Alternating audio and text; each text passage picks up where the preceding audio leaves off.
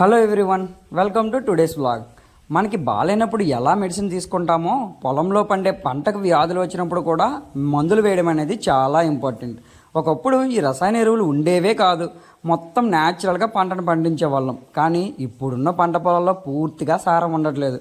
అందుకే మరీ ఎక్కువ మోతాదులో కాకుండా పంట పెరుగుదలకు రసాయనాలు కొంచెంగా చల్లుతున్నాం. సైడ్ ఏరియాలో ఉండే పొలాలు ఒక్కొక్కటి ఒక్కో దగ్గర ఉండడం వలన మాకు మిషనరీస్ అంతగా ఉపయోగించడానికి వీలు పడదు.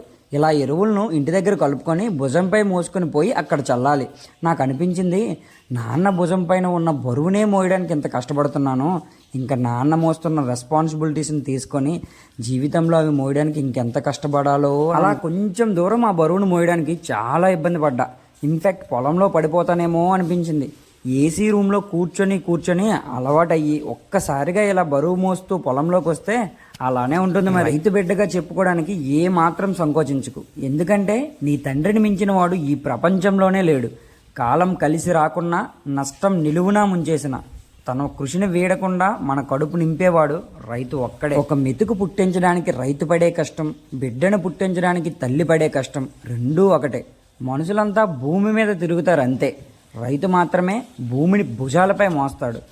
ఎవరు ఎంత ఎత్తుకెదిగినా నేల మీదే ఆధారపడి ఉండాలి, నేల మాత్రం రైతు మీద ఆధారపడి ఉంటుంది. అలా ఎరువుని చల్లడం స్టార్ట్ చేసాం. ఆ సౌండ్ చూడండి, భలే ఉంది కదా, టిక్ టిక్ అని ఉంటుంది. అంతటి ఎండలో పొలంలోకి వెళ్ళి అలా పనిచేస్తే తెలుస్తుంది ఆ రైతు పడే కష్టం. ప్రపంచంలో అందరూ మట్టిని మట్టిలా చూస్తే కేవలం ఒక రైతు మాత్రమే మట్టిని బంగారంలో చూస్తాడు, బంగారం కూడా పండిస్తాడు. ప్రపంచంలో మోసపోవడం తప్ప మోసం చేయడం చేత కాని ఒకే ఒక వ్యక్తి రైతు. నాకు ఒక్కోసారి అనిపిస్తుంటుంది, ఇంత ఏజ్ వచ్చింది కదా నాకు, నాన్న వాళ్ళని కష్టపడద్దు, ఎండలోకి వెళ్ళొద్దు, ఏ పని చేయొద్దు అని ఎందుకు చెప్పలేకపోతున్నాను. ఒకవేళ నేను చెప్పినా వాళ్ళు వినరనుకోండి, ఎందుకంటే వాళ్ళకి వ్యవసాయానికి విడదీయలేని బంధం ఉంది. వ్యవసాయం తప్ప ఇంకేమీ తెలియని అమాయకులు మా నాన్న వాళ్ళు. I believe the day will come and on that day I will definitely tell them to take rest. I will take care of everything. అలా చెప్పాలి, అలా చెప్పే రోజు వస్తుంది. దాని గురించి వెయిట్ చేయాలి. ఎలాగైతే సైంటిస్టులు లేకపోతే ఇన్వెన్షన్స్ లేవో, గురువులు లేకపోతే విద్యార్థులు లేరో, అలాగే పండించేవాడు లేకపోతే తినడానికి తిండి కూడా లేదు, తాగడానికి గంజి కూడా లేదు.